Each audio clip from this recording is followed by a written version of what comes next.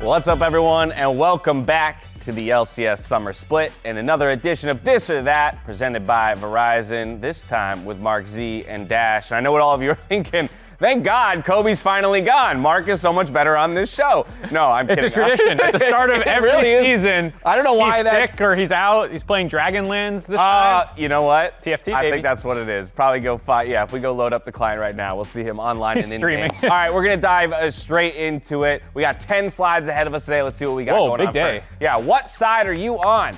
Are you on Team Cream Cheese or are you on Team Organism? For those of you who are unaware, players. Well, we're recording this on a Wednesday. It'll come out tomorrow on Thursday. Thursday, though, is the premiere of Players on Paramount Plus, June 16th. Go sign up, go watch it. We make some cameo appearances in it. Indeed. Show's really not about us, though. It's about these two guys right here, Cream Cheese and Organism. Both amazing. I'm gonna go Team Organism. I don't want to give away. It's hard to justify without spoilers. Exactly. I'm like, I don't want to give away a ton about the show, but ultimately, I'm a big fan of Organism and a little bit less of that bravado that you're going to get out of Cream Cheese. Like, I want to root for him because he's not on here, but I'm Team Coach Bjergsen, I think his name was. Okay. As a coach, you know, you're like, oh, I sympathize with having to deal with these two. Yeah. Okay, and like fair the enough. management sticking their fingers in the pie. You know, Exactly. like I saw a lot of that. All right. Well, I'm curious what everyone else will think. So in the comments, after you've checked out Players on Paramount Plus, let us know which team you would be on. Next up, though, is Mark poisoning Kobe the start of every split. Yes or no? It's a coincidence. Do you want to go first? Am I allowed to answer this? Or am I allowed to be like, That's I'm right. committing crimes? I abstain from this. Yeah. I'm going to go with yes. I think that Mark really loves spending time with me, and the time that he gets on the analyst desk every week with me isn't enough. And so he has been spending his off seasons thinking about and ideating how he could spend more time with me. And picking up the phone and texting me, that's too much work for Mark. But it's also- slowly and consistently poisoning Kobe over weeks and weeks sounds very much up Mark's alley. I'm a yandere. You know that like anime trope where like you're a little crazy and obsessive? Yeah, there you go. All right, there it is. Next slide. Bigger top lane upgrade. Is it Gamsu for Dignitas or is it Dhokla for CLG? Okay. So there's 4 factors here. It's 4 factors? Because there's the 2 replacements, but also the 2 that were replaced. That's you a have good to point. like, you know, measure it that way. Okay, so we're going Delta on this. Yeah. There's upgrade. Okay. Yeah, fair I enough. mean, that's humbling it. And that's why I'm going to have to go Gamsu for Dignitas. Yeah. Not trying to fire too many shots at Fake God, but he was having troubles last split. And I can see why Gamsu coming in. Gamsu did not set the world on fire, whereas Dhokla in Academy won their award for basically MVP, most valuable prospect is what he was. Right. But I still think just like Jenkins was a little closer to being competitive, I think Fake God was really struggling last split, so Gamsu will be a bigger upgrade for the team. So I'm going to largely agree with all of those actual analytical points. And then I'm only going to add in, I'm just going to add in things like, I actually think that, so Gamsu, from what we know of him in the LCS back in the day, as well as then his trip over into Overwatch and back. Like this is a very experienced pro player, right? And Dhokla as well has been up on that LCS stage, but this guy I think has just been through more. He's seen more highs, more lows, and so that kind of veteran element and coming even from a different esport I think is going to lend an interesting lens to a middling team. And so ultimately, I'm just going to add on to everything that you said. I think they might get a few more intangibles out of Gamsu that maybe you're not getting out of Dhokla either. Alrighty. Next up, expectations for Evil Geniuses. They come out in finals form, or they'll need time to ramp back up. Everyone's gonna be this one or that one, I guess. That one. I'm so bad at this game. There's one rule. Where's Kobe? There's one rule. I mean, even regardless of like the MSI hangover, which everyone always talks about, it's a grueling schedule. There's a massive patch with the durability update. There's a million reasons to be that. On top of the fact that they were not a good regular season team. Yeah. And I think that they experiment a lot. They're a team that I don't think is necessarily, the pressure's not on, they're going to give like 1,000%, you know, like they're a team that I think there's a million reasons for it to be that, and the only one for this is because it's like, I want to believe. Absolutely, absolutely. I know it's a point that Azael has hammered home, like behind the scenes with us plenty, and I think as well publicly, but yeah, this is a team that was 9-9 in the regular split. They were not wildly impressive by any means. They found their form at the right time in playoffs, but yeah, there's already going to be an MSI hangover. We did just film some content with some of those guys, so I got to talk to like Jojo. How are they feeling? More directly. They are not confident they're coming in as like the #1 team, for example. They're just starting scrims this week. So we were with them on Monday. They had not scrimmed yet. going into Summer Split. So that's 4 days maximum. How's your Lilia looking? Inspired? So, exactly. We'll see. I just don't think, let's expectations set and bring it down a little bit. Bigger chip on their shoulder after being 3-0'd. Is it 100 Thieves or is it Team Liquid?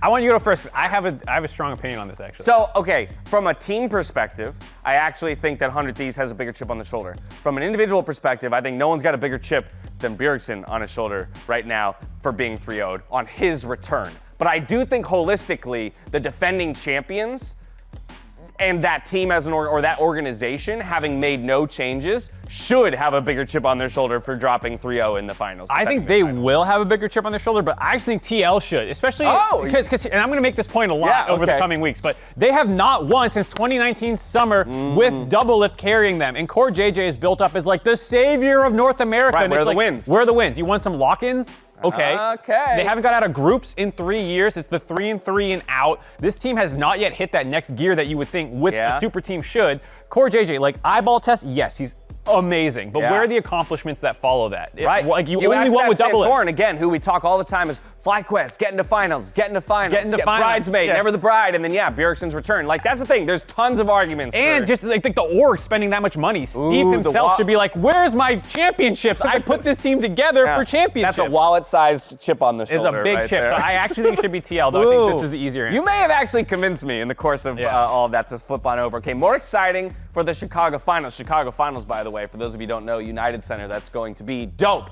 It's the house that Michael Jordan built, okay? That's where we get with to his go. own hands. Yes, just him. Took a long time. The sights and sounds, or that sweet 7 ping. Honestly, I'm going with the ping. It's easy. We don't play.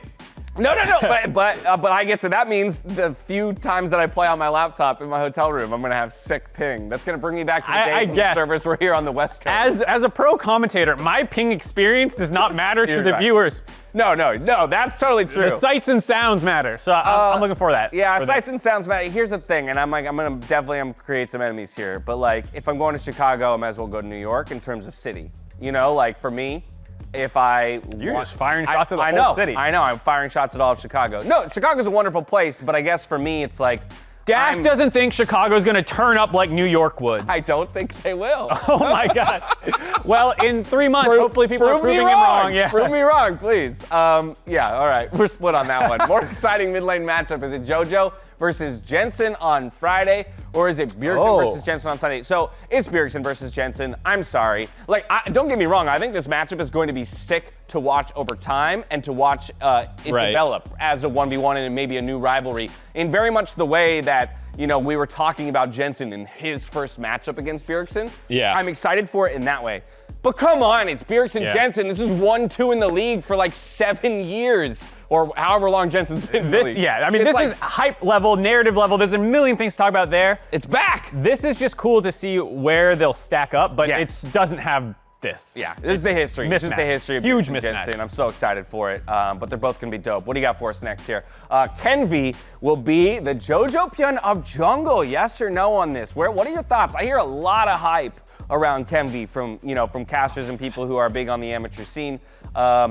But I also think that putting somebody on like a JoJo track is already such a tall order. I think that's where I fail with this one, is because so much of Jojopyun's success, as great as he is like you got the LEC MVP on your team. You have Vulcan, who won like tons of championships, now more in 3 years than Core JJ has. He's won 3 with different teams. You got Impact, the Rock in the top lane. Like. No shade at Immortals necessarily, but like Jojopyun was put into a team with championship aspirations. And I think if you're trying to measure that against Kenvi going in to what was the 10th place team with admittedly a lot of other changes, it's just going to look like totally different trajectories, even if Kenvi does come out well. Because for the most part, JoJo was like the 4th or 3rd best mid during the regular season. Kenvi could do that. I think it's tough. The jungle pool is insane. Right, but you think even if he puts up a 3rd best performance, his team doesn't fare it could be like as a well. sixth place team. Exactly, Yeah. and that's just more commentary on just the whole machine rather than one individual piece. I'm kind of with you. So as much as I'd love for him to be the next JoJo, don't get me wrong. I want to keep seeing that investment pay off. It's a tall order and a tough situation for him to be in. More likely to make a dark horse run, is it going to be the Golden Guardians or is it going to be Immortals Progressive? Ugh. Okay, You go first, because I'm negative. I'm negative first. More likely, the more likely Golden Guardians. Yeah. And I'm mad at myself for saying that, because part of what we just talked about, I would love to see Immortals, Kenvi, pop off. Yeah. Continuing to invest in revenge as a top laner. I like that organization has committed to some individuals for long periods of time, an issue I have with many other organizations where it's one split and done. But I just don't think that roster compared to this one in terms of, again, some of the experience. You got Licorice, you've got Olay, you've got Stixay, who while having not played on the LCS stage in a little bit, like, these are guys who have all seen finals. They've all been to that last stage, aside from Power of Evil, Ignar. And Ignar. So I will say, I agree, but for different reasons. Okay. I think, like, in theory, on paper, no orgs associated, I would probably pick Immortals. They've been going through some strange times. If you've been on that AMA that you saw, some of that stuff, like, I just don't have a ton of faith that the team itself will get put together in summer, all this stuff. I think that there's, like, more floor comparison in ceiling, maybe higher ceiling, but less likely to hit it than I think Golden Guardians will be a middling team throughout the split. Yeah, fair enough. I mean, again, I think that's I'm largely where I'm at. Last slide here, let's see what we got. More likely for this Zven role swap, he gets, or he gives Berserker everything, or he becomes the ultimate roaming support. He only plays Senna. He's a marksman. That's really what it will be. It's unfortunately permaban right now. This is tough because I'm actually still very uncertain on what the support meta itself is going to look like. Again, talked to Vulcan a little bit, and I was like, so, a lot of enchanters, stuff like that, and he's like, some, but also not as many as you would maybe think. Like, right, based on the meta changes, the average player thinks that it's purely an enchanter support meta now. He's like, that's not necessarily the case. He goes, it'll definitely be more than it was, or has been for some time. But then also he was like, the other reality a lot of times of support metas or enchanter metas is eventually someone chooses to try and break it by bringing the Nautiluses, bringing in the Alistairs, bringing the Leonas back in, and we don't know when that's going to happen. I don't think Zven is going to leave Berserker much. I think he's going to be a laning-focused support, at least for the first half of the split. So you're going this? I think he's going to try and spoon-feed him everything, really handhold, try and make sure that lane is, at the very least, survived, right? Yeah. While other stuff, again, you're bringing Jensen back into the roster alongside Blabber. Let them get some work done around the top side of the map. We don't necessarily need to try and make Zven this crazy roaming support while Berserker also has to learn how to lane totally by himself. I think it'll be more here at the outset. Yeah, I pretty much agree, mostly for meta reasons. Like, even if, people are saying you can play other things, it looks like a lot of Nami, Lulu, Karma, these sorts of things. Lulu's apparently busted. Yeah, so it's probably just not a great meta for this. And I do think just being a former AD carry, he's going to know how better to play matchups than he will exactly timing windows and how to sync up with the jungler. Yeah, let's get into some trades where I know what you want to do. Yeah, and then after I kill you with Nami, then I'll go plant a ward. Right, exactly, something like that. All right, there you have it. Week one of this or that in the books. Week one of the LCS Summer Split coming up. It's 3 days this week, super week, so make sure you mark your calendars Friday, Saturday, and Sunday. Mark, you're both casting and on the desk this week, right? I think so. That's dope. I know so, because I checked the assignments before this show. I don't read my email. Thank you so much for subbing in for Kobe.